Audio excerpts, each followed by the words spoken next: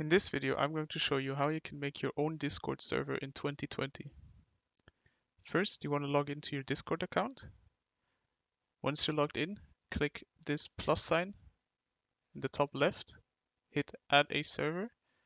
Now you can choose whether you want to start from a template or create your own.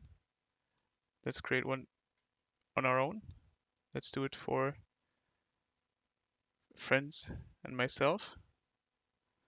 Let's name it How to Global Server. Hit create.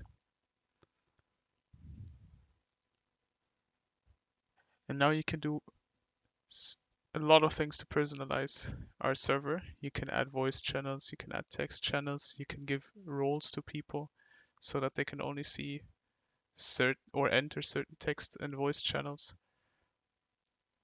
But that's it. That's how to create your own Discord server in 2020. If this video helped you out, leave a like, comment, and subscribe. Bye.